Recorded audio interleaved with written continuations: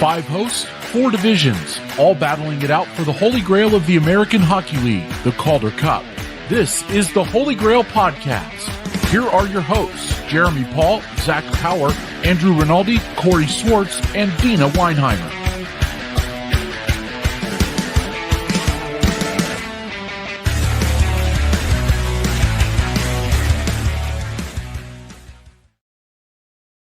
Well, hello and welcome back. This is episode 52 of Field Pass Hockey's American Hockey League podcast, The Holy Grail. This is the episode for February the 2nd, and just like every other week, we are here to give you a recap of the last week in AHL hockey. Now, this coming weekend, I guess Sunday, Monday, so kind of the weekend, but anyway, is, finally, it's that point.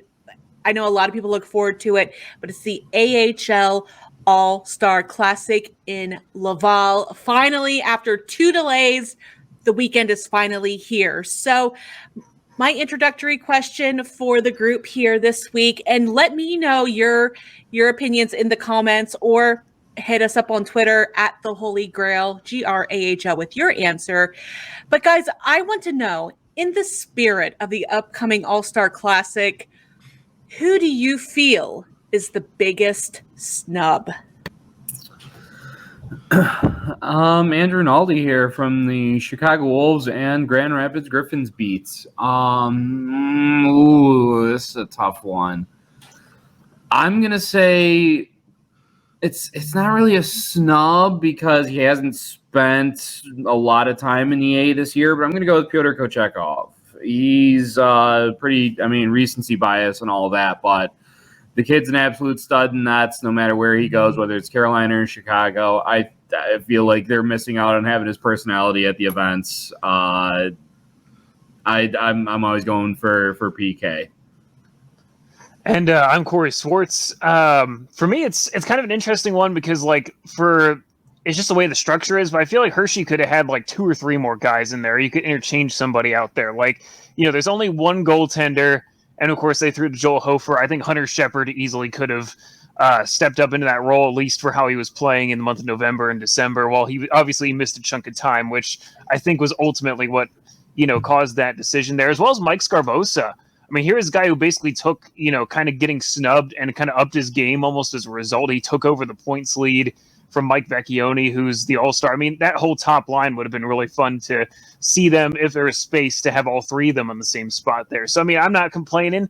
And I'm Deana Weinheimer. I know Cleveland is not doing well this year, but no offense to David Jiricek, who for a rookie, for a defenseman, is having a banner year. I can't help feeling that not including Trey Fix-Wolansky is a bit of a snub. The guy's, in my mind, a true all-star. He was the fan vote for our Field Pass Hockey AHL All-Star last season. Again, personality, he's the whole package. He should have been in there, in my mind. Hey, everyone. It's Zack Martin from the Checkers. And for me, I know we talk about goalies, Corey mentioned it earlier, but I think a goalie that kind of has done really well for his rookie season, and I know it's on the higher end of the stat sheets and stuff like that, but I think Matt Guzda definitely should get a little bit more spotlight because, 17 games played this year, that's splitting it with JF Berube, Alex Lyon, he's been flipped up and down with the Panthers a couple times, but 10-4-2, a 911 save percentage as a rookie this season, and there's a lot to like about this kid. Knoxville, Tennessee native. He has really put on a show, and he most recently, we'll talk about it here in a little while too, but did hit a career milestone as well. So I know there's a lot of other goalies, but I think there should be a little shine put on Matt Guzda for his rookie season so far. Yeah, and I'm Zack Power covering the Toronto Marlies here for Field Pass. And for me, it's got to come out of the Pacific Division, and it's got to be Charlie Hudon on the Colorado Eagles. He's leading the team right now in points. He's got 16 goals, 14 assists, good for 30 points on the season. He's someone that I've watched for a very long time, since his Ice Caps days in St. John's. So I'm quite familiar with him. He's definitely got the caliber for it, and he's my snub for this year. I love how we all went on beat except for Zack and stayed true to his divisional assignment here. Well, with all that being covered, we are going to cover just a little bit of breaking news. And Andrew has a little bit to share about a suspension.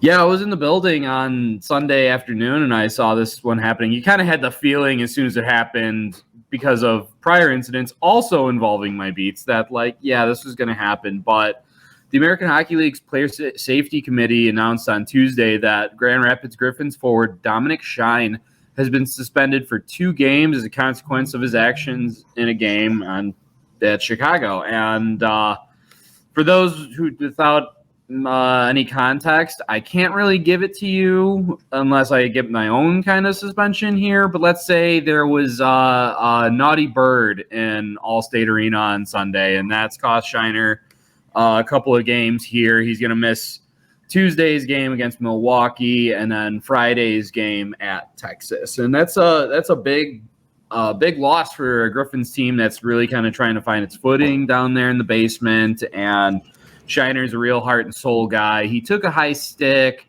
didn't like that the camera was on him, and I get your displeasure with it, but you can't really show it like that. So what you're saying is the bird is not the word? Bird is not the word. The bird is the word for a sussy. Oh, well, there you go then, I guess.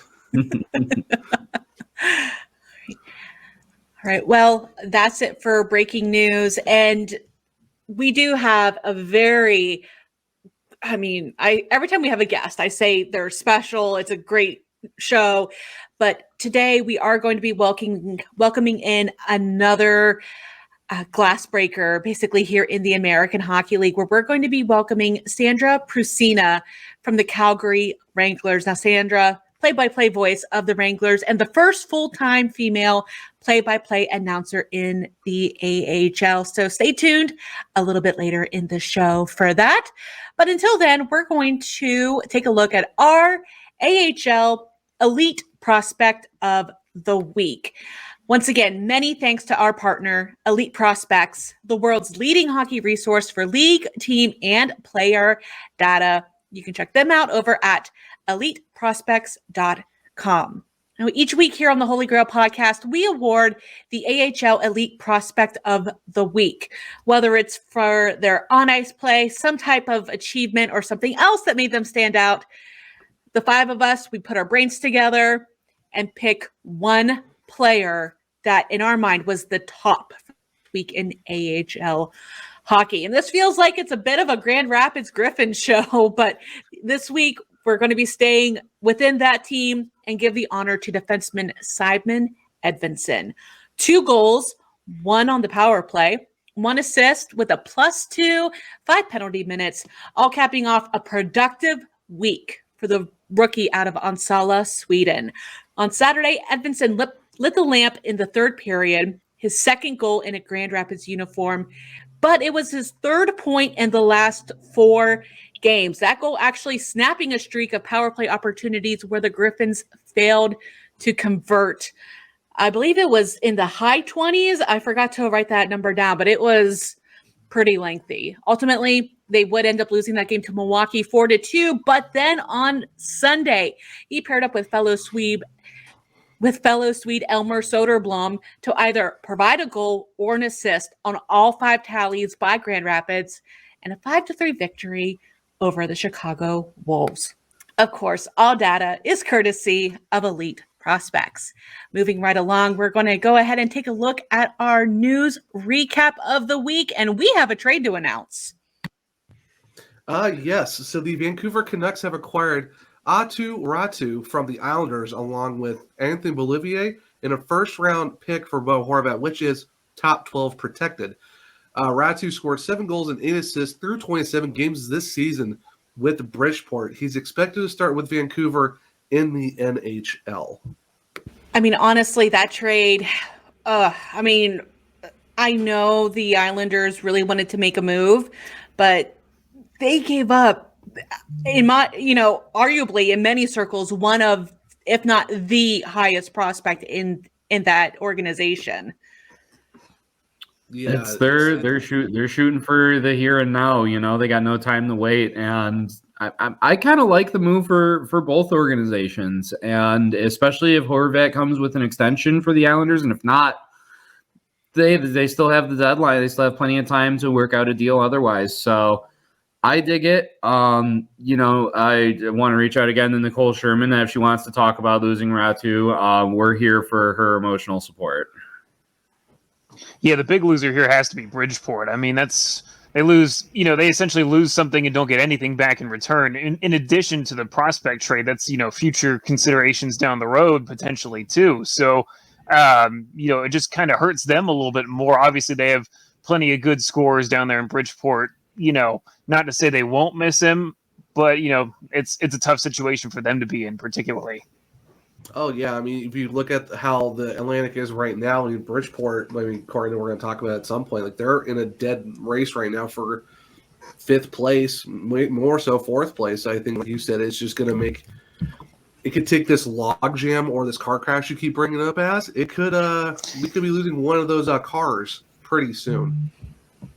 I think with this, you have to look at the bigger picture. And I mean, how long was Ratu really going to stay in the AHL, right? He did put up some pretty decent numbers, and it was only a matter of time before he did end up in with New York. And I mean, when you look at what stage both of these clubs are in, New York's window is really closing, and Bo Horvat may be the door jam. Who knows? But I mean, for the Vancouver Canucks, they're very much sort of in rebuild phase, and they needed to do something. So I thought it was a pretty even trade on both ends. Sure, Bridgeport's not really going to get anything really in return, but unfortunately they would have lost Ratu at some point anyways. Well, to sum this trade up, our other AHL editor, she summed it up perfectly. As the good book says, an eye for an eye, a bow for a bow. Now it's time to go down our milestone alerts for the last week in AHL hockey. And boy, we have a lot. But I guess the first one ultimately is bigger than the game, impacts the entire community. But I'll let Corey explain that. Yeah, this past Sunday was teddy bear toss night for the Hershey Bears, who set another new world record for most bears thrown on the ice. I hope you're sitting down for this number. We're at 67,309. That is nearly 15,000 more teddy bears than they had a year ago. The Bears will donate those teddy bears to over 35 or more local charities, part of the Hershey Bears Cares initiative. The actual game, obviously I'm not thrilled to talk about it. It was the first time in Bear history that there was no goal to throw the teddy bears on. And if you guys want to know how much of a statistical anomaly this is, the Bears have not been shut out at all this season until Sunday. Bridgeport has allowed the most goals against in the entire Atlantic Division. Jakub Skarek had not posted a shutout this season prior to this game on Sunday. So it was just, whatever happened there, I know Todd Nelson said that, he felt everything was just kind of a little bit off that entire day. Maybe they got out all their goal scoring against Lehigh Valley the night before and scoring 7. Who knows? We'll never know. But it kind of turned into what I called furry fury in Hershey last night, because the fans actually started throwing the teddy bears with 5 seconds left in the game. So it was definitely a salty teddy bear toss, to say the least. Although I have to say, I was watching the end of that game, and one of the most fun parts about being a fan there at a teddy bear toss is to see the players diving in all the stuffed animals and them working with the volunteers. And I was kind of wondering if that would still happen since it ended on such a sour note. But, you had players coming out, once they kind of got all their pads off, some even before then, and still giving the fans a little bit of a show there. So good on the Bears for kind of keeping the moonlight at the end. Believe it or not, it was a captain move by Dylan McElrath. A lot of the team left the ice, but he kind of led by example and started jumping in the piles of teddy bears. And a lot of the guys, kind of, I think, maybe felt a little bit better seeing their captain do it after such an odd performance. It was for him, too. I mean, he had a chance to score the teddy bear toss goal at one point, and just the way this game was, there was at least one point where he went to wind up with some good space, and his stick broke right in half. You just couldn't make up some of the stuff that was going on there with the Bears not scoring goals. So it's something we'll hopefully never see again. But now we need not wonder what happens if nobody scores a goal. It's the question I get all the time for this thing. And now we know is that the fans will take it into their own hands and start throwing the teddy bears. So I don't, obviously, I don't, can you wait 5 seconds? Absolutely. But, we had to remember that this came after they made an announcement to hang on to your teddy bears regardless of if a goal was scored in the late stages. And, that just put an antsy crowd even more on edge. So it was bound to happen at a certain point. There was no winners inside of the final 5 minutes for sure. And now we're going to turn to some individual milestones. Yes, actually, last Wednesday night, Charlotte Checkers goaltender Matt Guzda, who we mentioned earlier, made a 19-save shutout for his first ever pro career shutout against a 4-0 win against the Utica Comets. I do have to say that it's a great game. You'd love to see it. Mac played it really well. Right from the start, you could just tell Charlotte was kind of on a mission to keep their winning streak going, especially with Utica with those really nice jerseys they were wearing that night. But I guess it was all lights out for them in that one. So I mean, it was good to see Mac just get his first pro shutout win, and just a great way to keep January rolling for the Checkers. I see what you did there. We see these things. You can't hide. No, I mean, it was low-hanging fruit. It was just too easy. It was too easy. I couldn't help myself.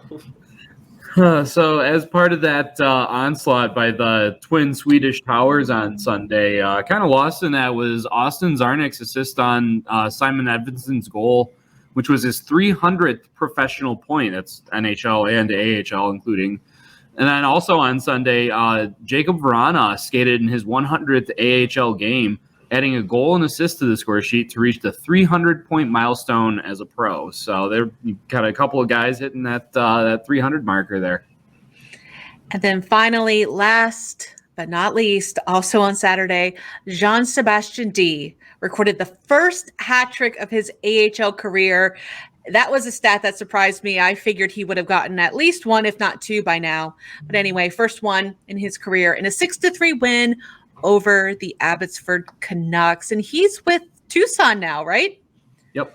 Yeah, that's what I thought. As a Roadrunner, I can't believe he never got one as a Rocket, but there you go.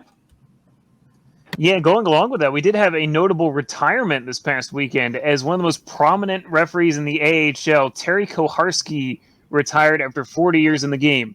That sound that you're hearing right now is some people that are probably booing at that announcement still. He skated for one final time in Saturday in Springfield, and the reason I say that is that, I always hear a lot of conflicting things. So being from Hershey, he got booed relentlessly. He was one of the guys that they would start booing at the announcement of him being the referee for. All the players love him. Heard nothing but good things from players and officials on the ice, but there's a lot of fan bases that, still probably have some hard feelings against the guy. But, congratulations to him on a great career. I believe, if I understand it correctly, and one of you guys may have to correct me on this one, is that skating in Springfield was special to him because I believe he has family that works in the Thunderbirds organization, if I'm not mistaken. Is he related to Don? I know his daughter works social media for the T-Birds. The T-Birds, yeah. I believe that's true. I think that was the one I was thinking of, but I couldn't think of it. It wasn't coming to me off the top of my head.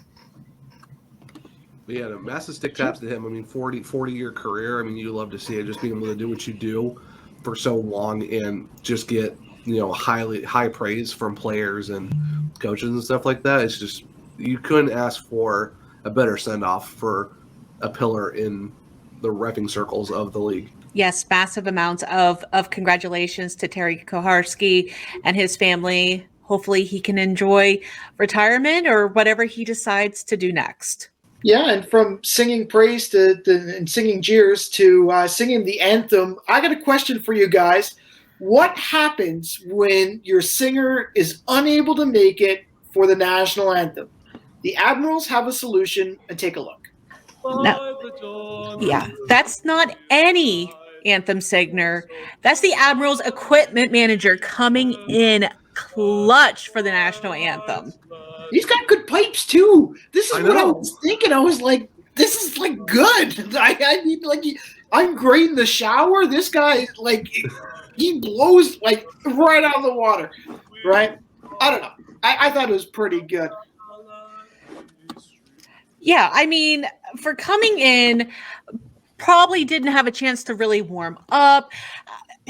Who knows? Maybe he doesn't even sing in public, but for him to kind of put any nerves aside and say, listen, I'll do it. Good for him. So do we call him the E-Bus, the emergency backup singer? I was wondering to make a joke about that too. It's like, oh, so here's our anthem e-bugs. Is that right? I think his next performance is on top of some roof in London or something. Yes. So I don't know. He's still got some time to get him to the Super Bowl. He will forever be the EBAS, emergency backup anthem singer, and of course equipment manager. So great job to the Milwaukee Admirals for doing that. We've got a jam-packed show, kind of like usual, so we're going to be moving right on here as we go over, gosh, my favorite segment. You guys know it. Swipe left and swipe right, where my four co-hosts here are going to share their hot takes from around the league. And technically, we are in a new month here. So if you used your super swipe last month and have been itching to try to get a new one in there, it's back. You can use it. I know I didn't use mine. So come on, guys, step it up a little bit. Andrew. Oh, I'm itching to try and get in the one. I can tell you that much. So I'm gonna get into Rockford in a minute. Just how much they've been struggling as of recent. We'll get into an actual analysis, but what I'm thinking is right now, this is the curse of old Hammy coming back to haunt them. I think that they're just the Ice Hogs have just been putrid is the way to do it. They didn't even look good against Chicago. If you can't look good against Chicago, then I don't know what you're doing in your season here. And it was just they're just I think they're a cursed team. I think until they got to get Hammy some carbs. They got to get them really kind of like look at that. Look how awesome that mascot is. And they took that. Remember what they took from you.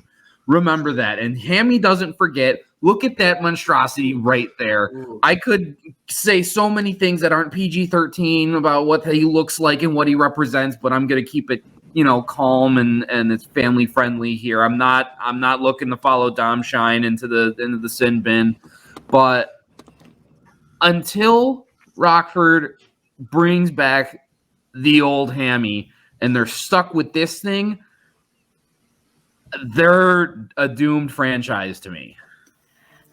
I am swiping right on this, Andrew. I completely agree with you. Like, one, they changed, like, the mascot they changed, even the logo changed, too. It's like, I think they double whammied themselves into this, and I completely agree with you. It has been a curse. I mean, in our Chaos League, they're in their own division, conference, however you want to put it. It's been all bad news for the Rockford Ice Hogs, and I don't see it getting any better for them until they reverse some things or change something around. But the logo, okay, maybe we can get away with that. But Hammy though, that is a big no for me, dog. Yeah, so an easy swipe right. I don't even have to think about it. How dare you try to get me to use my super swipe on my very first viewing of the month? But all I can say is the hockey gods obviously have spoken, but I will swipe right very close to a super swipe up, but I can't do it this early, Not the first like episode of the month.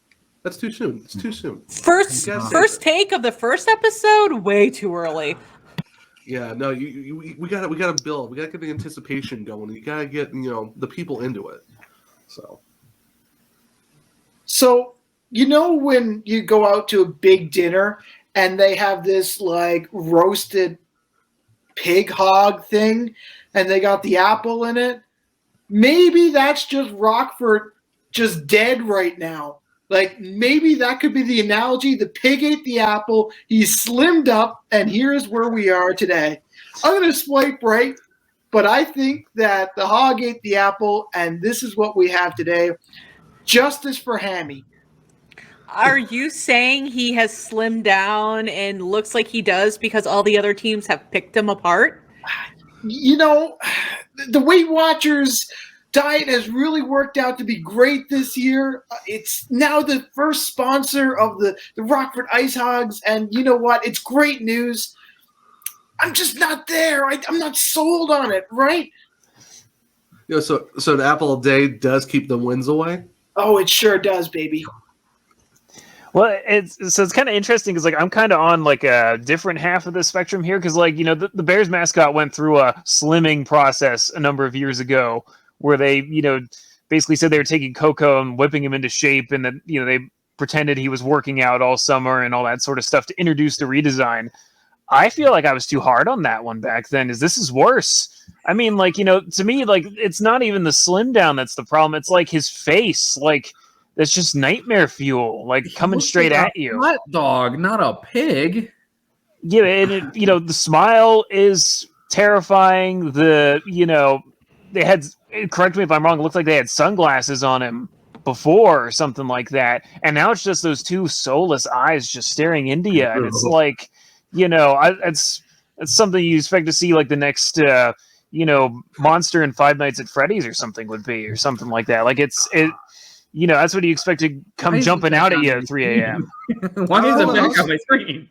I was about to say, what's worse, this or Five Nights at Freddy's? Because what with the Five Nights at Hammy's at this point? Five Nights at Hammy's. His future was so bright, he needed shades. Now he just doesn't need it. This is the way it is.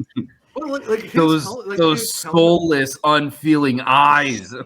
Here's the thing that the old Hammy looks like he was wearing a helmet. This Hammy looks like he's wearing a bad toupee that's just gone way sideways.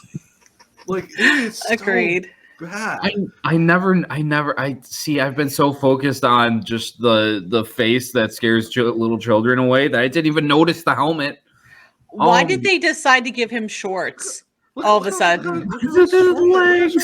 Ooh. Oh my gosh, dude! What are we doing here? I like streaking Hammy with no pants. Yes. It's okay. I figured out why I kind of like this. Okay. It reminds me of a Porky Pig type thing, just the shirt, no pants, Mm-hmm. just a happy little pudgy pig. Oh, No.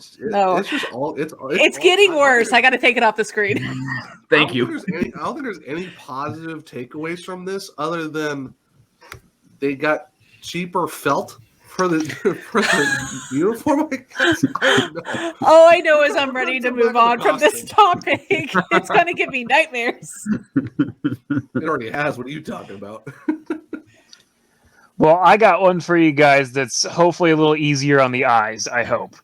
So this is going to be a surprising take, particularly because I own this jersey, but we were talking about how much of an anomaly the Bears, loss on Teddy Bear Toss Night was. And the other thing that kind of added into me is that they broke out the third jerseys for this game. The cream third alternate jerseys that they've kind of had on and off for a few years. Oh, no, put them back. There we go. Sorry. And so what we're looking at right now is pure perfection. Okay. This jersey is amazing. It was a throwback that the Bears wore for warm-ups, or maybe it was for an entire game. It was actually for an entire game now that I think about it, to honor the 1980 edition of the Bears on one of their anniversaries a few years ago. And what I'm saying is retire the cream third jerseys. Give me this one as the third jersey for the Bears. I say it probably a lot more than I'm thinking of right off the top of my head, but the Bears have so many legacy jerseys. I mean, they're the oldest team in the league. It's their 85th anniversary. I want to see them dip into the back catalog. Obviously, the cream jerseys, based off of their original jerseys from the earliest inception of the Bears. It kind of looks like more of a football jersey with the number on the front rather than the logo. But I submit to you all that the Skating Bear logo is classic. It is brilliant. It's beautiful. bring it back. I want to see it, and I want to see it soon.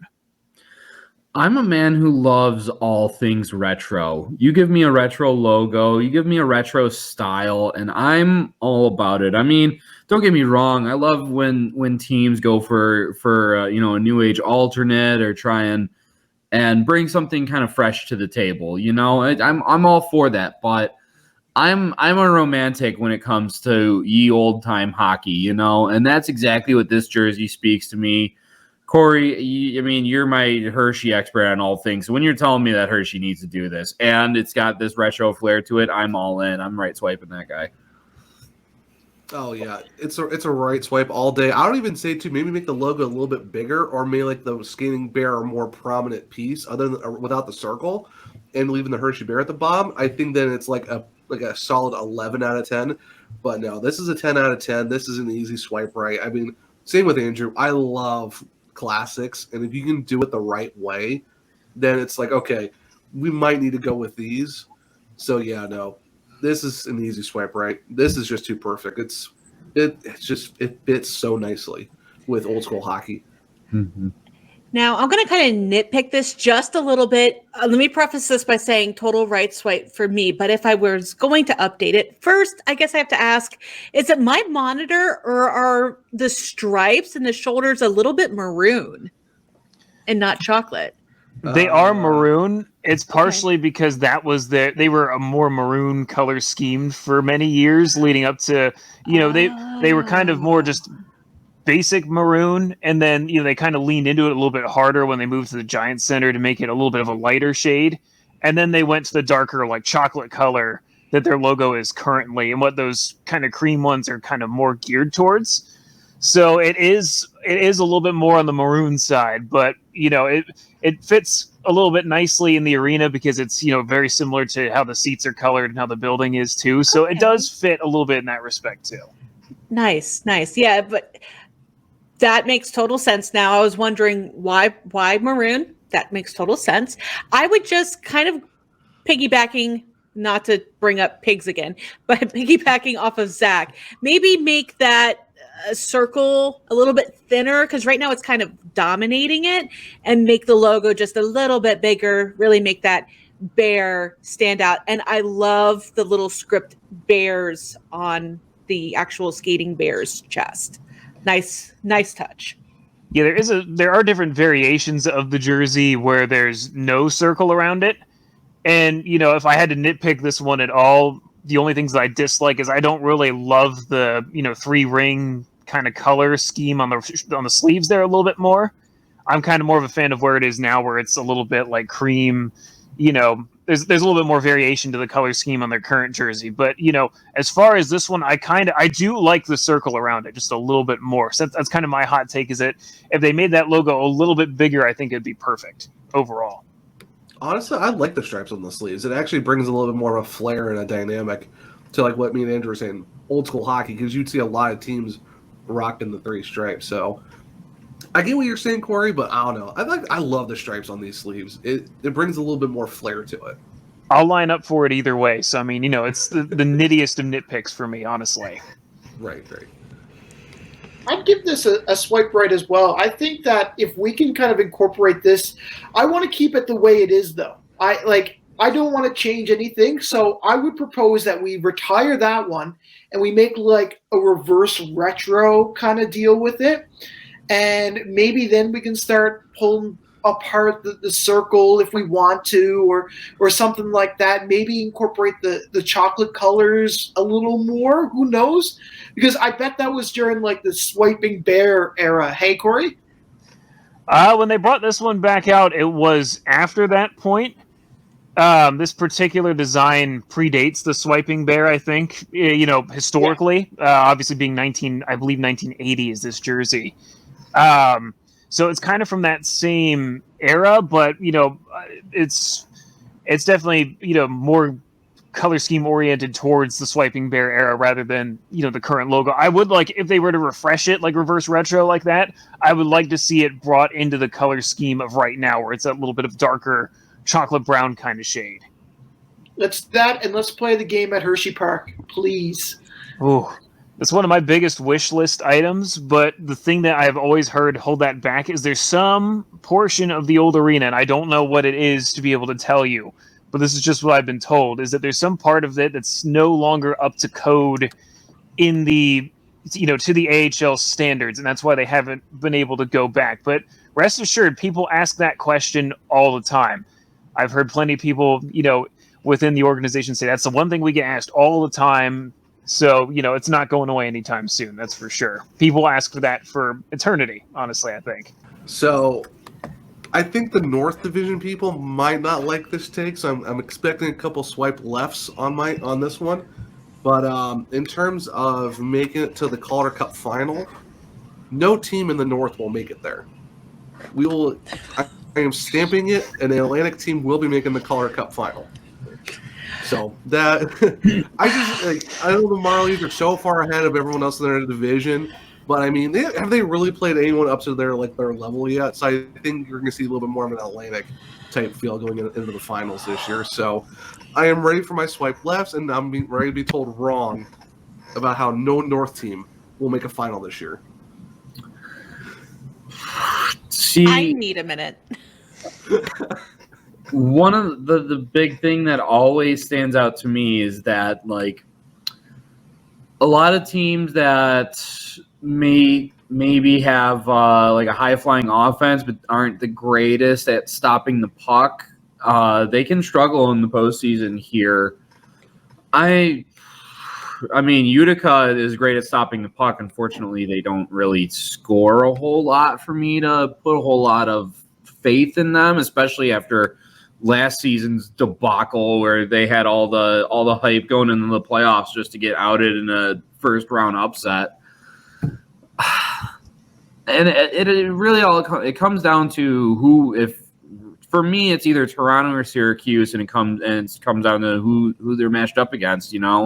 I think any of those top three teams in the Atlantic are both capable of making a run to the finals and also capable of getting tripped up by a Springfield or a Wilkes-Barre, a team that can just catch fire and anything can happen in the playoffs.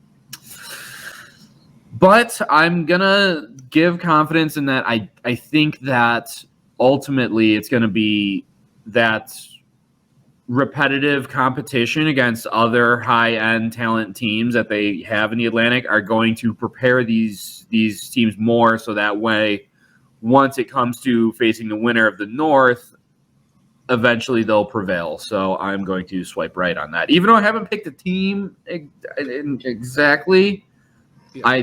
I'm confident enough that it's going to be someone from the Atlantic. I'd probably have to also swipe right on this, if only because I'm biased, because I cover the Atlantic Division. But, I firmly would like to see Hershey be the team to emerge. I'm superstitious enough that I would not super swipe it, because I am, it's one of those things where I swipe right and see if there's another one that I'd super swipe on down the road there type of thing. In hopes that superstitiously I find a really, hidden gem type of thing. But I do like what Andrew's saying a lot with that, is that, the Atlantic Division, it's kind of a pile up right now, and it's because all these teams are playing each other, right? I think the biggest counterpoint to that is that, you have some of the top dogs like Toronto that, should be able to put up a fight. I mean, they're already doing a pretty good job. Like, let's be real. If the North Division didn't have any contenders, there wouldn't be a Toronto team, right? Like, there wouldn't be a team contending this hard to, they're even giving Hershey a run for their money in terms of, trading that Eastern Conference crown back and forth a little bit there. So there are good teams in there, but I do think the quality of the Atlantic, to me, it really just depends on how both teams are looking come the conference final, really. I think it could be a toss-up more than we think. But I still think the Atlantic Division will come out on top. I'm ready for the North people to Okay. I'm going to swipe left on this only because I'm not going to go too long into this because I know we're running a little bit long. But Toronto has had some competition. They have seen the likes of, I was just looking at their schedule here, So they have had competition from, say, the Pacific and Abbotsford. Yes, it's not the best, but it's still way outside of their division. They've matched up against Syracuse. Those two, whenever they match up, is usually good head-to-head. Toronto's beat Milwaukee, for crying out loud. They've beat Manitoba. And I also have to think with the Atlantic Division, at what point is this constant, close, I've heard you guys talk about it as a car crash. At what point is that going to wear these teams out to the point they get to the postseason and they're just going to, I'm not going to say all of them, but it might happen enough that either I don't think Utica has it. I think, honestly, if I'm going between Toronto and Syracuse in the postseason, I would almost give the edge to Syracuse because they have so much experience on that team. I'm just going to have to swipe left because I think one of Toronto or Syracuse will make it happen. All right, before I say anything, I'm going to swipe left because I don't want to make a decision because I don't know what to tell you. Okay? Toronto, I want to make it very clear. Toronto has faced a lot of other opponents. They spend a lot of time playing in the Central Atlantic and even Pacific.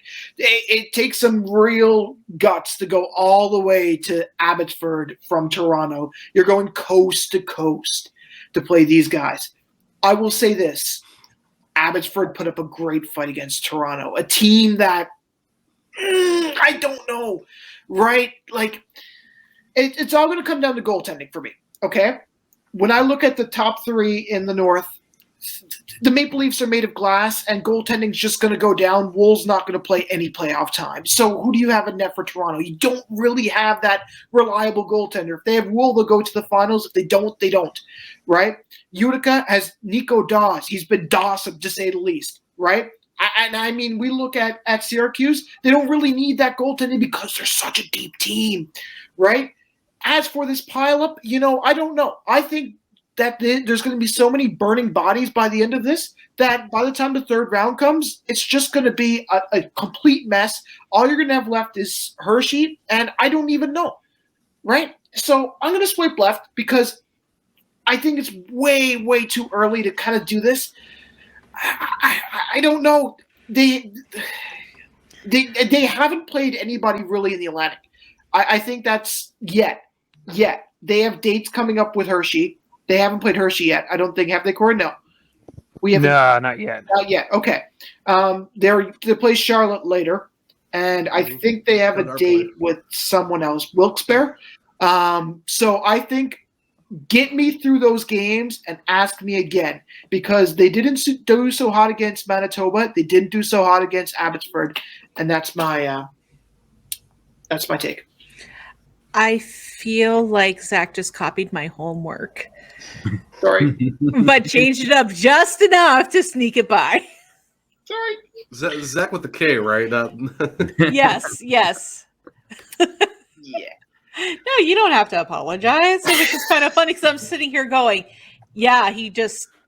so he's co-signing all these things. I like it. Yeah. So my plan came to fruition. I knew I was going to get 2 swipe lefts in this one take. I just can't wait for the day where it's Toronto and Hershey in the third round, and me and Corey kind of battle to the death for. Yes. There's going to be some bloodshed. I'm calling it now. I'm sorry, Corey. We need to do a live watch along with both of you two going at it the entire time. That'll be great. That'll be amazing. Andrew, get ready with the Hurricanes air horn sound effects. Past PG-13 is just hurt almost the entire time. Or get Deana to start doing the narfs from Pinky on the Brain. I have to practice. I'm about a good 20 years If I can hold it in during that Game 6 live watch along, these guys got no excuse. And I was unhinged, so... if it does go Hershey-Toronto this year, though, I will be inclined to possibly make that trip to Toronto for some of the away games. As I haven't been there since I was very young, and I really want to see the Hockey Hall of Fame, and that sounds like a perfect excuse to do it. So, if that happens, I wouldn't be upset. I might have to join you guys. That sounds like a good time. It's also Zack Power, though, too, so he has a little too much power. I don't know if he's got enough power to control himself when it comes to that series. So, I mean, his name is Power. What are you talking about? He doesn't have enough power. I don't know. He's the ultimate power. Max power, baby. If they win and Zack burns himself somehow during that series, then it's all good with me, honestly. Zack, have you please can you tell me you figured out how to do the lighter, or is it still is this an issue for you still? We're not doing this. We are not going down this road. No. Yeah. You know what? I have no words, okay? I feel disrespected and shamed here. And with that, we're going to move into Zack's hot take. He's not Flaming allowed to hot make a take. This is it. Like, I blocked the user from Tinder. This is it. Blocked and reported. Yeah, blocked and reported. He's a scam, okay? He's a scam, I tell you. I'm sorry, buddy. You can make a take. And I'll let you make the take first. How about that? All right. Okay. I'm going to keep it plain and simple. All right. I've been around for the John Scott era, right? I watched him play in the American Hockey League live, and boy, is he just as much a stud down there as he is up in the NHL. But I'm going to say this, okay? I think that this whole situation needs to be reverted. And I look back, and I look to this year. Bo Horvat being traded to the Islanders has kind of put a whole wrench in the monkey plan. Okay? So I have a rule that I want to put in as commissioner that there will be no call-ups or call-downs before the AHL All-Star game. I'm saying 2 weeks. And there's also to be no trade 2 weeks for that player. So if I'm Joseph Wool on the Toronto Marlies, I'm not going to be traded 2 weeks before the All-Star game. Interesting. I would swipe right on that, honestly, because like you said, you bring up Horvat. Now that changes the whole dynamic of the Pacific Division in the NHL. And like you said, with how it is for the AHL Classic, there's a lot of guys who might not be able to go now because of being in different circumstances. So yeah, I agree. I mean, if we're coming to the actual outdoor the AHL Classic, I think you have to no trades. I'm here for it. You know what, Zack? I see what you're doing here. I'm here for it. As an easy swipe right for me. Just not a super, just an easy swipe. A simple right swipe for me. Next. I would tend to swipe right on this one, but I think the window would have to be a little bit shorter. It would have to be if it's the NHL, right? They're going to do what they're going to do. I mean, we just saw that trade between the Canucks and the Islanders here. It stinks definitely, but it's hockey. It's the business, unfortunately, side of things that I don't think you're going to be able to stop. I like the idea for it. I think it just probably has to be a shorter window, kind of like the roster freeze for around the holidays and stuff like that. So I tend to use that as my only caveat, but I agree with the concept of it for sure. Would you say the week of don't do it then? Yeah, it would probably be a week, maybe a week and a half type of thing. Right. A shorter window for sure. Yeah, not like 4 days before the actual thing. Exactly. Yeah, that was wild. I'm kind of following the same path as Corey, and I find it a lot in my logic with the swipes is like I always have my that's a great idea, and then here comes the other side of my brain. It's like, but this is hockey is a business at the end of the day. So I think if you shorten it down to a week, get some more of those pictures on the beach in your profile. Like I'm going to be 100% on board, but I'll give it a right swipe anyway, just because it looks like you have an interesting personality.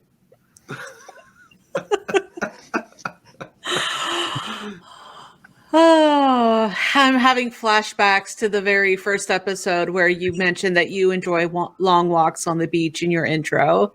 Mm-hmm. I don't know why I just flashed back all the way back 51 episodes ago. Now it's time for this week's special guest. Now, this week on the Holy Grail podcast, we are pleased to welcome from the Calgary Wranglers, Sandra Prusina. Now, Sandra is the play-by-play voice of the Calgary Wranglers, of course, and the first full-time female play-by-play announcer in the American Hockey League. She's, on top of all that, an accomplished Calgary-based broadcaster with a wide depth of experience as a journalist, host, and commentator.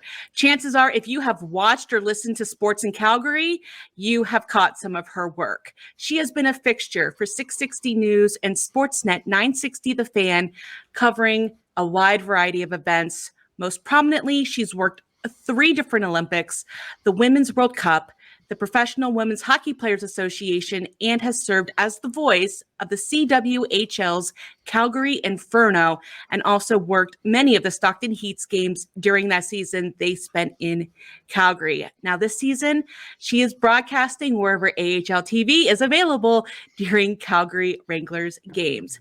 Now she is joining us here on the Holy Grail podcast. Sandra, thank you so much for joining us. Thank you for having me. It's a pleasure.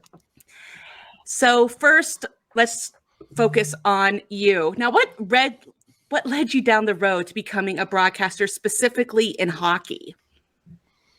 Oh, wow. How much time you guys have? As long as you need. I just only child. So I grew up sort of gravitating towards sport because it gave me an outlet to be with other people and to learn how to be a good teammate and leadership skills. And that's all I really loved doing as a kid. I was never so much into like dolls or any other sort of stereotypical thing that you would think for a girl. It was always sports. And I grew up watching a lot of it with my dad, and obviously Hockey Night in Canada during those particular eras was really the cream of the crop. So on Saturday nights, we would sit down and we would listen to Bob Cole and hear what Don Cherry had to say. And that really instilled it in me. And I was very young in 1988, but that was really my first foray into international sport. That's when Calgary hosted the Winter Olympics. And even as barely a toddler there, understanding the magnitude that sport had in this world and what it could do to bring people together. And it's incredible. So I'm a born and raised Calgarian, and it's so amazing to me that the legacy in this city still lives on from those particular Olympics. I'm still obviously broadcasting out of the Saddle Dome, but there's Canada Olympic Park, Olympic Plaza, where the medals were handed out. The Olympic Oval is at the University of Calgary, still the fastest ice in the world, and speed skaters still train there and compete there to this day. So that instilled me just the love of sport and the meaning that it had.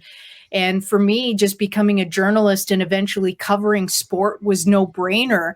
Hockey, just being in a winter city, I think that's what I gravitated to the most. But and I want to be fair because I have a lot of soccer background in me as well. My family is Croatian, so I'm very passionate about football. But hockey was always the number one. And I remember always going to the library and I would take out those. And I don't remember if you guys, I don't know if you guys remember them, but we don't have them anymore, but they'd be like these massive encyclopedia NHL record books. And I would take them out of the library and I would just flip through them and read everything. And some of the earliest biographies and autobiographies I remember reading, Wayne Gretzky, for me, Manon Rhéaume was one of my heroes growing up. And I remember when she released her autobiography, it was like sometime in the early to mid 90s. And it was just it for me. And that was a way that I could be myself and be my own person. And journalism just turned into that avenue where I could share my passion of sports. So I went to school at the University of Calgary here. I finished an English degree. And at that point, I remember my parents being like, listen, maybe journalism isn't the right avenue in terms of having a concrete career. And I think we can all speak to it. It's a difficult, broadcasting and journalism is a difficult career. So I went into potentially going into teaching and started that, and it was just not for me. And my family realized I was miserable, and they're like, you need to do what you love. So eventually I finished a post-degree in journalism. I got my foot in the door reading overnight news on radio, and I've been in radio ever since. And then I've been able to do things on the side. So and thank you for such a nice introduction. That's where I've been able to do the Olympics and the Women's World Cup and other passion projects. One of the greatest gifts I had was being the voice of the Calgary Inferno of the now defunct Canadian Women's Hockey League. But I was the voice that final season in 2019 when they hoisted the Clarkson Cup. And that was doesn't matter men's or women's sports, that is one of the best teams that has ever been iced when, you've got, I remember it was Rebecca Johnston, Blair Turnbull, who else was on that team? Breanne Jenner. Then we had 3 Americans come up. Casey Bellamy was up here. Brianna Decker was the team was stacked. It was the best team I'd ever seen. They beat Marie-Philippe Poulin and Hillary Knight in the Clarkson Cup final. And it was just such a, and I still, even everything that I've covered to this point, that is the absolute highlight of my career. So that's kind of me in a nutshell. And it's just such a privilege and an honor to continue to be part of the hockey story here in Calgary and to do some work for the Wranglers. So can you tell us a little bit about your day-to-day in balancing between being a broadcaster for the Wranglers on top of all the other duties that you do have going on in your life? Sure. So Monday to Friday, I work at City News 660, and I'm the afternoon sports anchor there. So I cover 2 markets. I cover Calgary and I cover Vancouver. So I do updates for both of those cities, which is fascinating because the markets are so different. Vancouver, obviously, what's happened with the Canucks over the past, let's say, year. It's been a very interesting year. Calgary, things are a little bit more tame, although people are very passionate about their Flames and all of the hockey teams here. So that's basically my Monday to Friday gig. And then on top of that, preparing for the Wranglers. So let's say this week we've got a back-to-back Thursday, Friday. You've got the Condors in town. So what I do during the week is I do all of my prep work. I do all of my stat sheets. And basically, I really like to work in advance and just prepare all of my notes. But as we know in the American Hockey League, you're at the whim of the big club because you've got call-ups, you've got injuries. So luckily this is, and I don't want to call it a slower week, but the Flames are on their bye week going into the All-Star game. So we already know that Walker Dewar, Jacob Pelche, Dennis Gilbert are back with the baby team. So that makes things a little bit easy. But for me, it's kind of like a balancing act where I go to radio, I focus on radio 100%. When I get home, I start working on my other duties. So getting ready for the Wranglers broadcasts, where if it's like my broadcast stat sheets, or if I'm big into cue cards. Like I have them by me. I use cue cards all the time for little notes that I want to share throughout the broadcast. So I work on those, put together special team sheets, things like that. So it is a bit of a balancing act, but at the same time, I love it. I love stats. I love learning the stories about these players.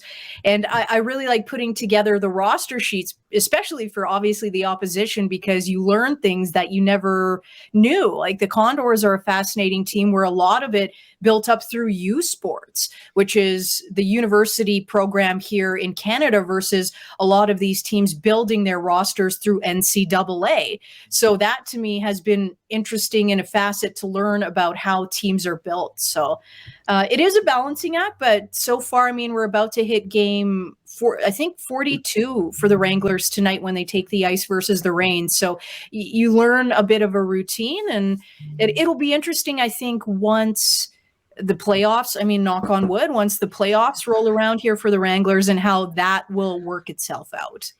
I think you're touching all of our hearts here with your love of stats and everything. I know, or at least I know you're touching mine.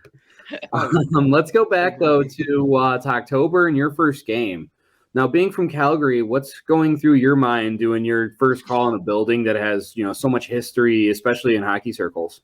Sure. Yeah, that's really it. I mean, we did some Stockton Heat games when the team was here during that pandemic shortened season. So it gave me a glimpse of what it was like. But if you think back to that really weird time, nobody's in the building, no fans. You're getting that weird noise piped in where it's sort of cheering, it's sort of booing, and it's not a true hockey atmosphere. It's just like something from the Twilight Zone. So I remember you're just kind of taking it in, because the radio broadcast booth where we're set up for AHL TV is called the Peter Marr broadcast booth. And for your viewers who don't know, Peter Marr called essentially every single Calgary Flames game up to his retirement a couple of years ago.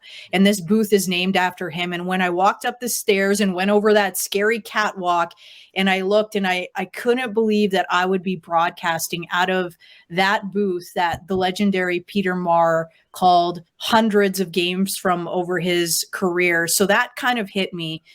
And didn't know what to expect. Obviously, inaugural season. You sort of know how the roster looks, just looking back on the seasons with the Heat. You knew Mitch Love, you knew Dustin Wolf, and a lot of these big names, but how would they adapt to playing in an NHL building, an NHL market, where you've got the Flames owners, the Flames coaching staff, and everybody around the team watching you on a nightly and or daily basis, dependent on when the games are. So that really hit me. And of course, Coachella, the opposition. So a team with no experience, you're going in, you don't know how they're going to play. By the way, they played incredibly well. That's what stood out for me. Cole Lind went on an absolute heater, no pun intended, versus the Wranglers in the Calgary Flames building. It was fascinating. Going back to my Calgary Inferno days, Jessica Campbell played for the Calgary Inferno. She now one of the assistant coaches with Coachella. So you have all of these storylines, and they're just coming together. It's all culminating for you. So for me, being in that building where I'd watched Flames, Hitmen, going back to the days of when I was a child with my family, watching Ice Capades and concerts and everything that I had been through in that building, and knowing that I was calling a game there is still a little bit surreal to me, actually, looking back on it. And I don't know when I'll be able to fully appreciate it, maybe once the season is done, but it was pretty incredible. It's almost like you're reading our mind here. You just brought up Jessica Campbell, and I'm kind of going to talk about her a little bit in our next question, but I just want to kind of talk about the AHL. You know, they are setting a lot of standards for inclusion in hockey, especially for women. I mean, just last season, we saw the first female officials in the league. Now, of course, you are in a play-by-play role, and then Jessica Campbell, the first female assistant coach in the American Hockey League, again, with the Coachella Valley Firebirds. And for those of you who might have missed that interview that we had with her, check out episode 40. But what does that mean to you to be in this company and in this league, possibly opening more doors for other women and girls? Yeah, it's a privilege is probably the word that I would use to describe it. It's not something I take lightly, so I hope that I conduct myself in a mature but fun manner that people can learn from me. I mean, it means so much. I think back to Cassie Campbell, Leah Hextall. You see Jen Botterill night in and night out on the Sportsnet and Hockey Night in Canada panel, and those are the women who inspired me. So if I can inspire somebody even just a little bit and make it a little bit easier for the next woman who wants to do this role, and I hope we get to a point where it's not a story. It's just a broadcaster doing his or her job. And I guess that's kind of what hits me, because going into it, I knew that there would be a little bit of pushback. But I don't mean that by the league or by the Calgary Wranglers, but people in Calgary are used to my voice. They might not like it, but they're used to it because I've been on the radio for so long. So they're like, okay, she's doing Wranglers, whatever, fine. But a lot of the other markets, I did read some of the comments and some of the vitriol, pegged towards me, and I get it. I knew it, and this is a job that I chose, and I knew it would be an issue going forward. It's come to a point where, it's a mental hurdle that you have to get over, but I can't change the way that people feel about women in sport. I just can't do it. All I can do is give 100% and study these players and tell their stories and do the best work that I can do. And I know it's not going to be perfect. And if I make a mistake, my mistake is exclamation point, because it's a woman and, well, she doesn't know what she's talking about, or I need to go back to the kitchen, or I'm shrill, or whatever nonsense I've heard over the past 4 or 5 months. And that's just a reality of the job. For me, it's not about that. That's outside noise. I'm answering to my bosses. I'm answering to the Wranglers organization and to other broadcasters who can give me constructive feedback. Everything else is outside noise. So I just want to give you the best product. I want people to feed off of my energy. This is an incredible team. I mean, look at what they've achieved in their first season here with the Wranglers, and they're not done. So to me, I've just got to stick to what I know. And hopefully if I can take it on the teeth, maybe it makes it a little bit easier for somebody else deciding, okay, I want to give this a try. Yeah, I think you left a lot of good advice for those of us who already work in the field in whatever capacity, you know, whether it's writing or socials or even up onto broadcasting and things like that. You've had a lot of good advice, and I know I'll be going back and writing some of this down to remind myself in those hard moments. Yeah, and that's all you can do. And you need to surround yourself, I think, Deana, with good people. And that's the most important thing. And we're constantly in an industry where we get feedback, but you have to choose the feedback that you listen to. So yes, you want to hear fan feedback, but you don't want to take it as constructive as your colleagues. So a couple of broadcasts, I brought Peter Labardius as a color commentator with me, and he's a renowned sports journalist here in Canada. And just to hear what he had to say, or some of my other mentors, you know, Rob Kerr, I've reached out to Chris Cuthbert, Leah Hextall has reached out to me, even the Flames organization has offered me a mental health coach if I ever needed it. So it's about surrounding yourself and enveloping yourself with people who will help you not only get better, but also boost you up when you need it. No, that's really awesome. The fact that they actually go out of their way and do that, and make you feel like that you're part of the whole organization from top to bottom. So yeah. That's really awesome. And earlier you mentioned about how great the Wranglers have been. So it's, I guess, time to transition us, to talking about the Wranglers. As of the time we were recording, Calgary is third in the AHL, only 1 point back of the league-leading Hershey Bears. The team is also on a 7-2-1-0 streak in their last 10. What is working for the squad right now in Calgary?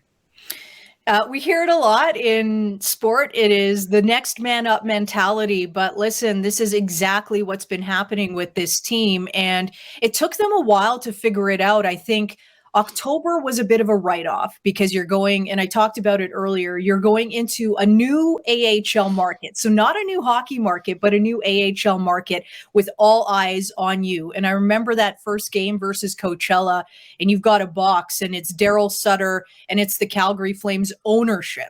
So not only just the general manager, Brad Treliving, and then your own general manager and Brad Pascal and everybody like that, but the people that pay your checks are there and they're watching you. So I can only imagine what's going through the mind of Dustin Wolf or even a Matthew Phillips who's playing at home. So that first month was a write-off because the team was learning to really figure itself out. And then November rolls around, and in that month, only 2 regulation losses, 1 overtime loss. Other than that, all wins. And the team started to really gel. Dustin Wolf starting to get more comfortable. But then at the same time, you've got the call-ups happening from the Flames. So first it was the Blue Liners. You've got Dennis Gilbert going up, and then Matthew Phillips going up for a call-up, and then more recently, Walker Dewar, Jacob Pelche, Radim Sohorna has seen some time up with the team. But what Mitch Love has been able to do is he's been able to roll 4 lines consistently.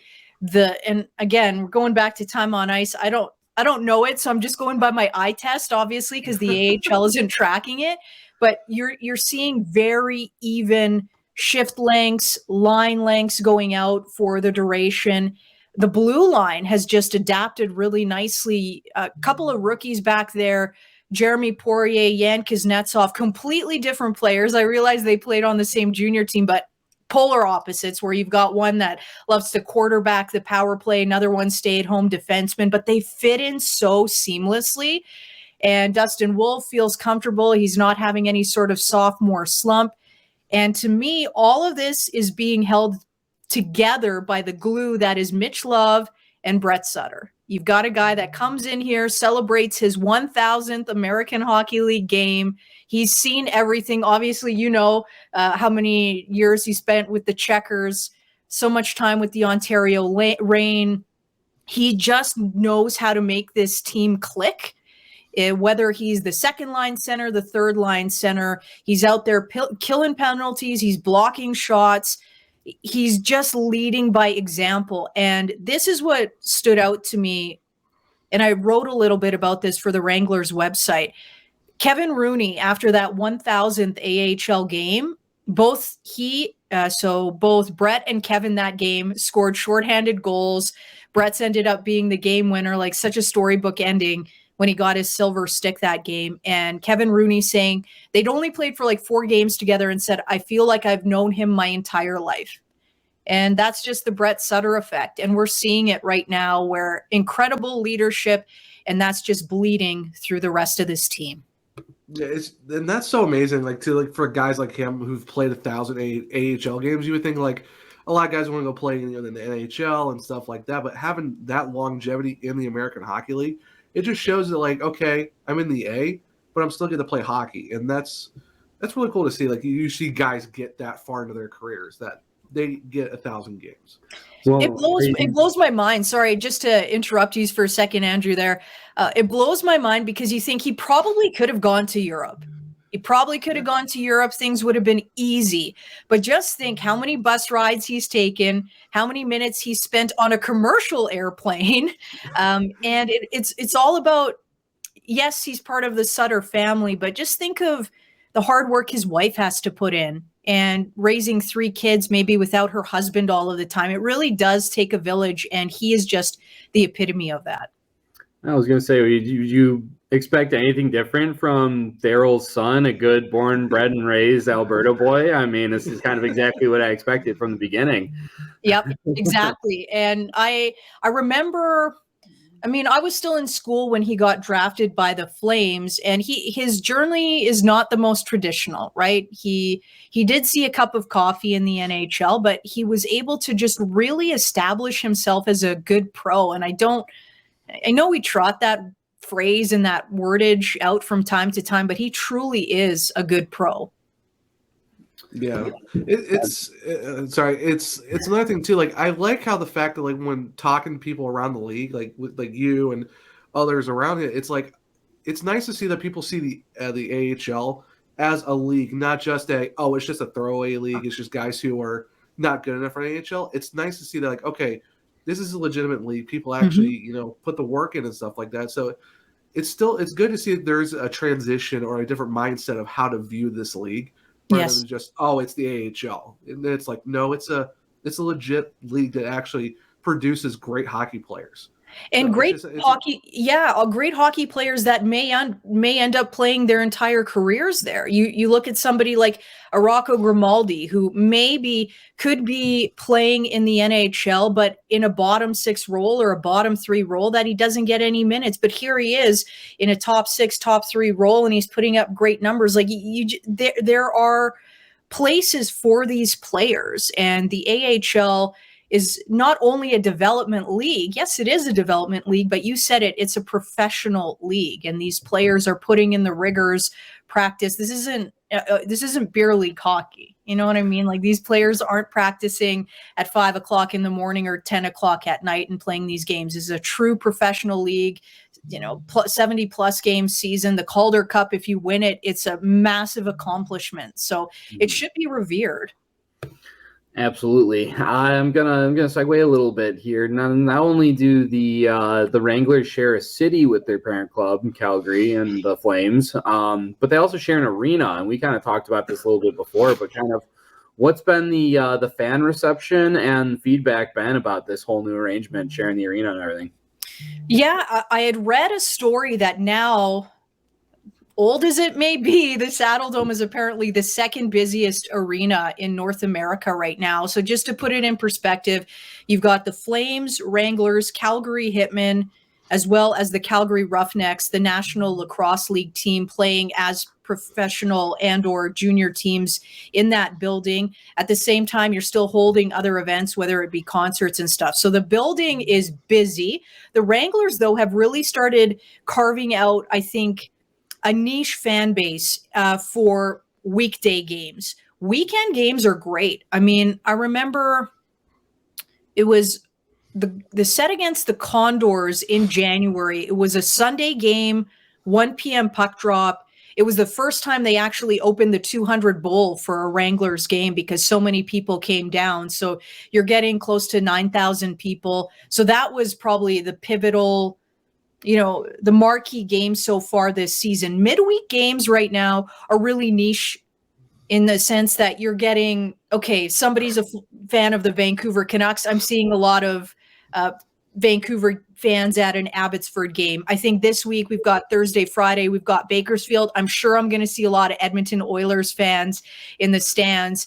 What, though, I really like about the midweek game is you see these diehard AHL fans. The other day, I saw a couple of Stockton Heat jerseys, but I also saw a St. John Flames jersey with Steve Bégin on the back. It was not Steve Bégin. Wow. I thought it might have been him, but this is we're kicking it old school 2001 Calder Cup. So I thought that was, so you see these just fans of hockey, and who knows how long that person has had that jersey waiting in their closet thinking, okay, there's going to be one day where I can wear this baby. And I just thought that was fascinating. So the market is getting it. And Calgary is a smart hockey city. So with the Wranglers being successful, the interest is peaked, and we're seeing greater attendance. And I think as the season goes on and we get into that playoff picture, again, knock on wood, who knows what can happen as we get into this second half. But with the team playing so well, I think we will see more and more people. And if there is a playoff game here, I think it will be very well attended. And I thought seeing a San Jose Barracuda jersey against Laval and Cleveland on Saturday night was a little head turning, but wow. Yeah. All right. We have a co-host who's not here tonight, who's a newfie, born and bred, and Zack Power. I know he would be eating up that St. John's Flames jersey. 100%. There you go. That might have been him. That's what Zack gets for missing this episode. Exactly. Well, this episode is going to be airing just a few days ahead of the All-Star Classic in Laval.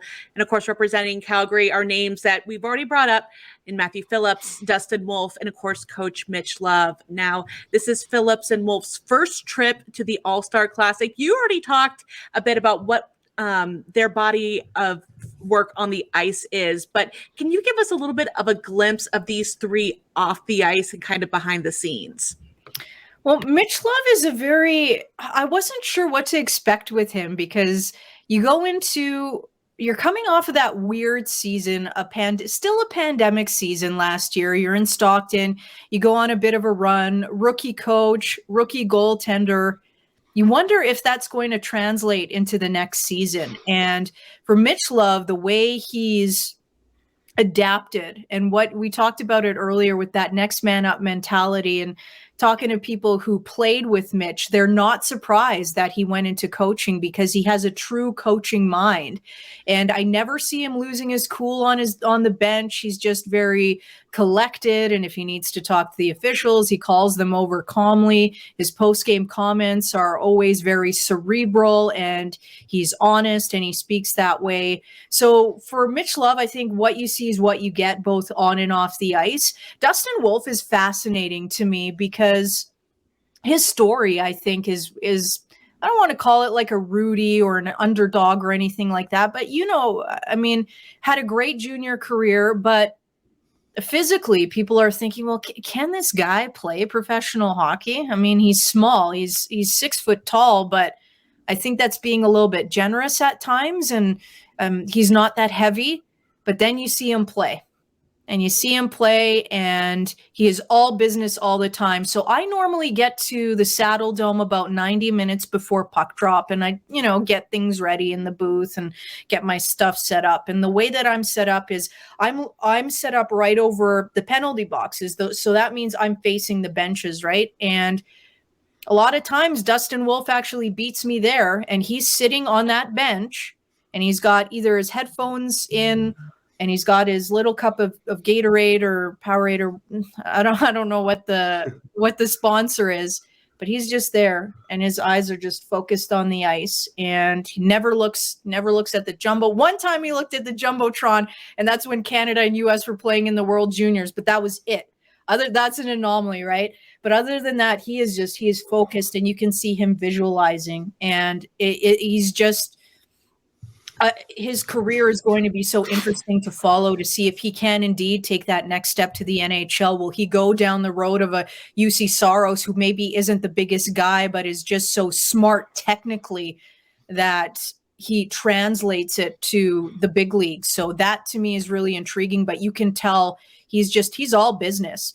And I often wonder, it'll be the closer of a back-to-back, and I'll go by Brian, who does the digital work for the Calgary Wranglers, as I'm making my way to the bench, or to my spot on the other broadcast booth, and I won't see Dustin on the bench, and I'll say to Brian, okay, we're going to see Oscar tonight? Nope. Dustin is making a back-to-back start, and that's just Dustin. He wants to see the puck. He wants to see it all the time. He wants to play hard minutes. And I remember that first game versus Coachella, and they're introducing the players, right, one by one to the fans. They go through the tunnel, all the pyrotechnics, all that stuff. And I thought to myself, as they were introducing the players, who will get the loudest cheers? It was Dustin Wolf. So he is already a fan favorite. He's got songs. I'm a Duran Duran fan, so he's already got his Duran Duran song. He's got his howl. He's got, Clap for the Wolfman. I mean, he's got a fan base. They love him here. Matthew Phillips, Calgary kid, you can tell he's embracing playing in this city, playing in front of his family and friends on a daily basis. He loves it. And when he scores a goal, he almost feels like honored to do it, because he's in the Saddle Dome. And I don't know what his future is going to hold, obviously, with this organization. He's an unrestricted free agent at the end of this particular contract and the end of this campaign. So I would love for him to continue the journey with the Flames organization. I don't know, but I will say this has been an awesome season for him, and he'll be able to look back on it. Who knows? I mean, maybe they go on a Calder Cup run. I don't know. But for him to say, okay, I played pro in my home city, and I scored a lot of goals and put up a lot of points, and I represented my home city at an all-star game, I think that's pretty cool. Yeah, no, that's awesome. It's funny when you mentioned like Dustin Wolf's like 6 foot, like UC Saros, that style of play. It makes me always like think about guys who are like, a lot of people would not see them as conventional hockey players for their size. I always think of like Nathan Gerbe. Sure. Deana would know. It's like, it's always interesting to see the guys who people don't think as like you said, 6'2", 6'3", and stuff like that. But it's always fascinating watching those guys adapt their size to the game and still be able to do their job. So yeah, that's really cool to see something like that, just for being able to make that work for them. It's interesting. So I've been calling them the Czech Towers here in Calgary. We've obviously got Radim Zahorna and Adam Klapka, who they're both 6'7". Some websites listing Klapka at 6'8", and certainly could be. He's playing in his first pro season here in North America. You can see he's still kind of trying to figure things out, should he be fighting this? But man, just the wingspan on some of these players. Another one was when Vincent Desharnais was here with the Condors. I'd never seen him in person. And although the Condors' performance kind of left something to be desired, he was the standout. And then a week later, he gets a call up to the Oilers. So yeah, you're right. You've got these players who are either both sides of the spectrum, right? You've got someone that's really small, someone that's really big, but they've really forged a role for themselves. Yeah. Yeah, for sure. So going back to the All-Star break real quick. So we are sliding into the All-Star break. We're going to ask you to put your teacher hat on. What grade would you give this Calgary squad, and why? Oh, boy. Well, I don't want to sound like a homer, right? But, I mean, the numbers don't lie. I have to give this team, let's just say, to be fair, give this team an A-. And the only reason I would even give this team an A- is looking back on October, and the record probably wasn't great. But then you just see how this team developed right now, just as we're recording this and going into this: top 3 power play, top 3 penalty kill, fewest goals against, most wins, potentially the first team to 30 wins in the AHL, all in your first year in a new city.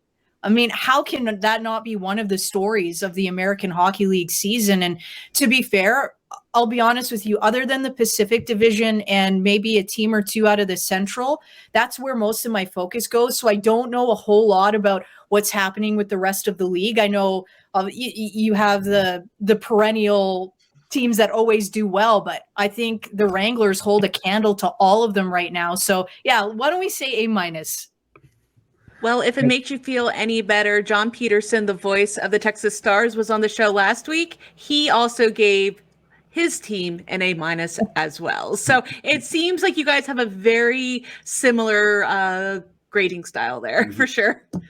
And listen, like I'm always here to call a spade a spade. I'm an honest broadcaster. I feel that I am, but I cannot find something that I don't like about this team, because they don't ride the highs too high and they don't ride the lows too low. They're just so even keel. They'll start trailing in a game, claw their way back. I mean, I would be nitpicking if, okay, there was a game versus the Ontario Reign, so the last game that I called, where they had the lead, they squandered the lead and ended up losing in overtime. That's just me nitpicking. Okay, they shouldn't have given up the lead with a couple of minutes left. But how many times have they done that this season? It's not like it's a habit. It's more of an anomaly than something that's consistent. But what has been consistent is this team is consistently good.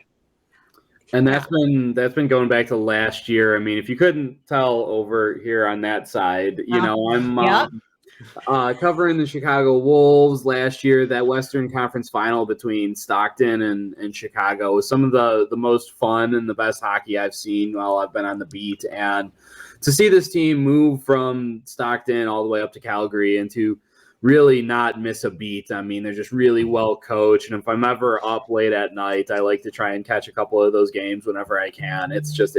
To me, it's a lot of fun, and I love what they're doing over there. And well, because right now it doesn't really look like Chicago's going to have a horse in this playoff race. I might have to jump on someone else's bandwagon, but you're welcome. You're welcome here. Yeah, come on, guys. I might take you up on that, to be quite honest. Yeah. Zack's team's going to be making the playoffs, so he's stuck on his own island. But but finally, let's not put the horse before the cart. Fair. There we go. But finally, we always got to ask our guests to imagine that you're out there on ice in the AHL and you bury a big one and you get to choose your own goal song. So what song would you pick to come blaring from those speakers up there in Calgary? Okay, so let's do this. Let's say I'm a center and I split the D and I roof it top shelf. The song that I want to hear is Pleasure Principle by Janet Jackson. Oh, that's a good pick. I like it. I love it. That's my jam. I mean, when I hosted some stuff on the radio sports station here, that would be my song going in. So I think I was thinking, okay, am I going to pick like Phil Collins or something, with the drum? No. Janet Jackson all the way. That's my jam. Amazing pick. I think that's one of my tops out of everybody that we've asked so far. I think you're in my top 2. All right. I love it. I'm giving you a high five right there. High five. There we go. Nailed it. All right. Well, Sandra, thank you once again for taking time out of your extremely busy schedule to come visit us here at the Holy Grail. And best of luck to you and the Wranglers for the rest of this season. Well, it's my pleasure. Really nice catching up with you guys. And please have me on anytime. Reach out. Absolutely. We will. I'd love to have you again.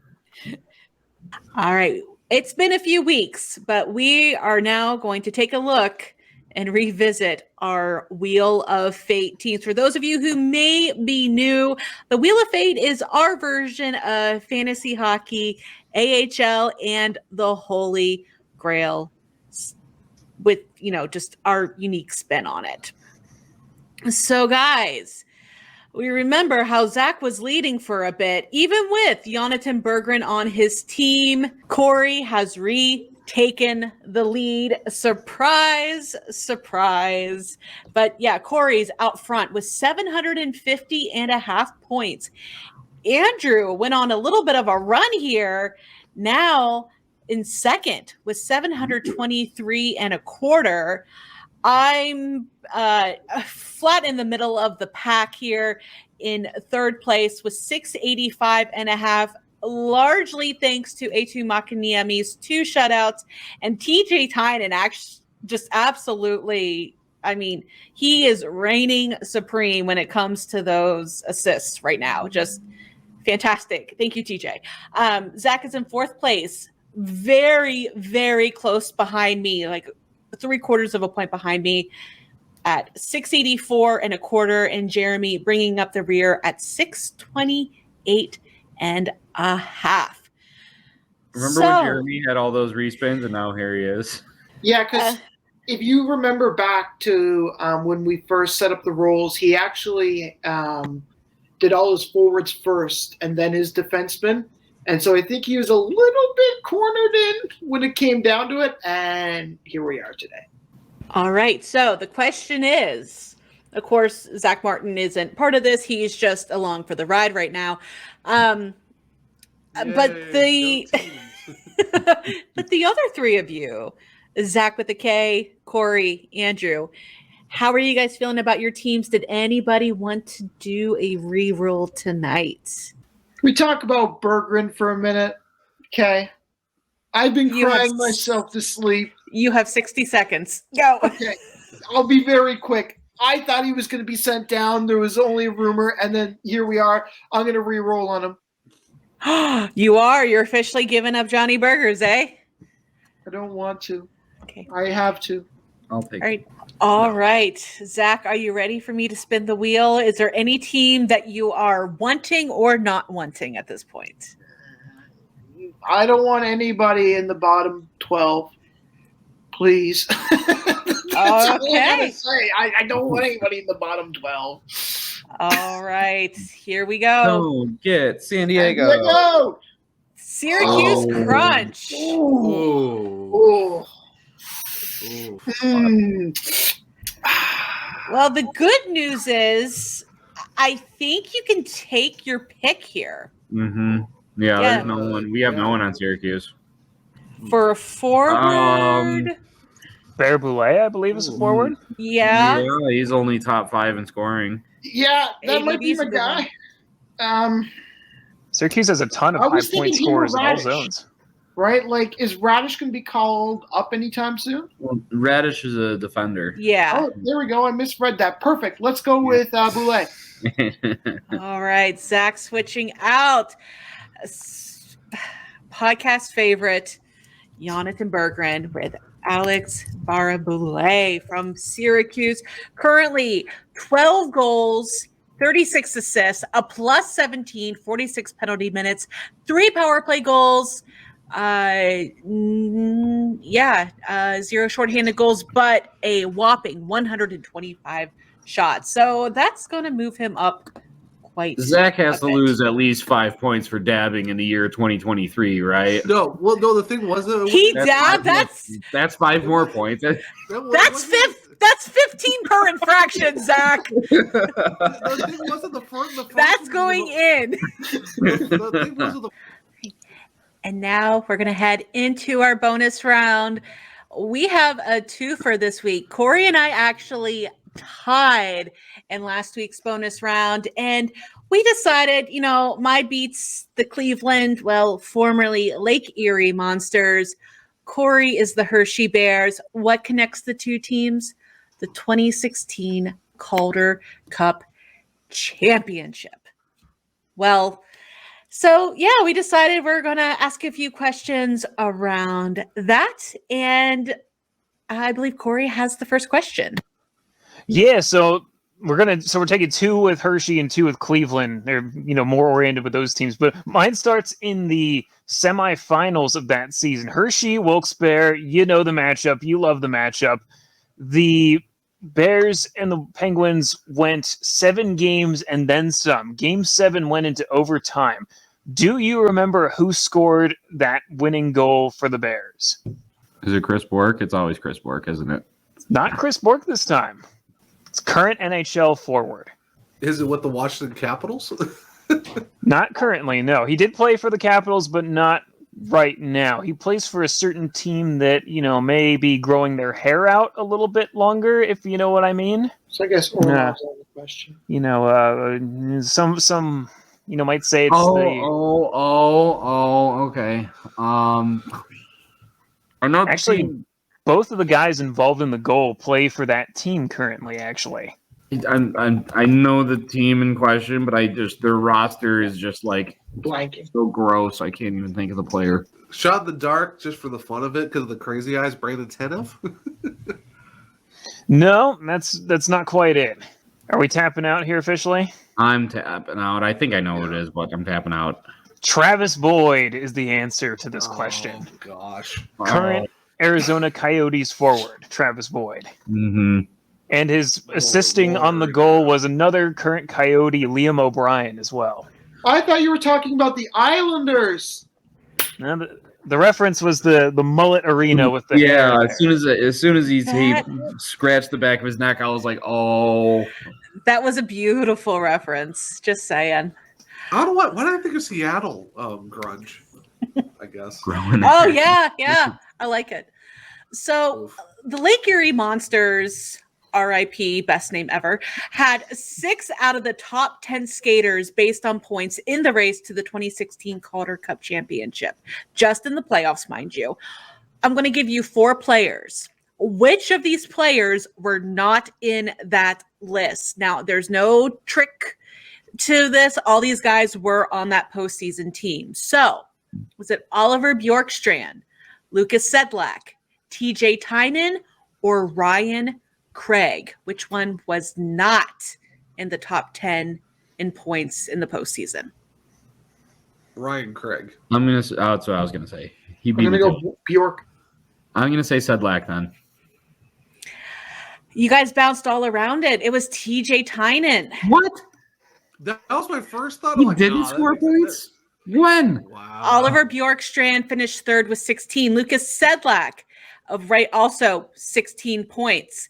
Zach Werenski, 14. Ryan Craig, 13. Josh Anderson, 12. Daniel Czar, 12. Not appearing in the top 10. TJ Tynan. Was he hurt? No. He was at least not in the final game. How many points did he have? Not enough. If you give me a second, I can look. So I'll get back to that. So we are 0 for everything. While I look that up, Corey can go on to his 3rd question. All right. I'll give you guys another interesting goal scorer question. Who had the series clinching goal in Hershey's 5-game win over the Toronto Marlies in the 5th and decisive game? Now, if you guys know me a little bit, maybe leading you a little bit, it was not Chris Bork. It's somebody else that I'm pretty fond of. Oh, does he like a little shrimp on his Barbie? He might. I'm gonna go with Nathan Walker then. That's exactly who it was. I was just eager to award a point on this one. Nathan Walker had 2 goals that entire playoff year, and it happened to be Hershey had I believe a 4-1 lead. Maybe it was 4-0 at one point in Game 5, and it was cut down to 4-3, and Walker had the 4th goal that stood up as the game winner. Okay, so to answer your question, in the 2016 Calder Cup playoffs, in 17 games, TJ Tynan only had 6 points and was a -8. So, moving on to my 3rd question here. 3rd question, my 2nd question, but it's 4th overall. So while it was the first time the Lake Erie Monsters organization won the Calder Cup, it wasn't the first time Cleveland as a city welcomed home the Cup. Closest guest wins? How many times has the Calder Cup been won by a team representing Cleveland? 3. Well, I know it's at least 2. He said 3, Zach said 4, so I'm guessing I'm going to go 5. Okay. Andrew is the closest. It was the 10th time the Calder Cup was won by a team representing Cleveland, as the Barons won 9 titles during their history, 1937 to 1973. So Andrew's the winner on this one. We did have a tiebreaker real quick. I want to see if anyone knows it. How many seconds left were in overtime when Oliver Bjorkstrand won the Calder Cup for Cleveland? 17. 10 seconds. 2. Ooh. So there you go. And just as that is where the pain started. That is where I lost my voice cheering in the front row, right behind the goal. Gosh. I forgot awesome. the Barons were. I forgot the Barons were an AHL team. I was thinking of the NHL team. Well, just a quick reminder, we do have a couple games of the week. Yeah, there's 2 free events to talk about this weekend. You get some free hockey on Saturday. Springfield Thunderbirds host the Bridgeport Islanders. That's a matchup of 2 teams that are tied in points as we're talking right now. That should be a fantastic matchup. And then the AHL All-Star festivities. Sunday night is the skills competition at 6 o'clock p.m. Eastern Standard Time. And Monday at 7 o'clock p.m. Eastern Standard Time is the actual game itself, and it's free to watch on AHL TV. And that is going to be it for the Holy Grail this week. If you'd like to see or hear more of us, please subscribe to us on YouTube or wherever you listen to your favorite podcasts. Of course, follow us on Twitter at the Holy Grail, GrAHL. On the Field Pass Hockey website and the Field Pass Hockey app, you can find all of our other podcasts. Please give them a listen. But until next week, on behalf of all of us here at the Holy Grail, we hope you have an amazing week. Enjoy that All-Star game, and we'll see you next week. Bye. This has been the Holy Grail Podcast. Have a question or topic suggestion? Hit us up on Twitter or drop us an email. For the latest news across the American Hockey League and the rest of minor league hockey, download the Field Pass Hockey app, now available in the Apple and Android app stores.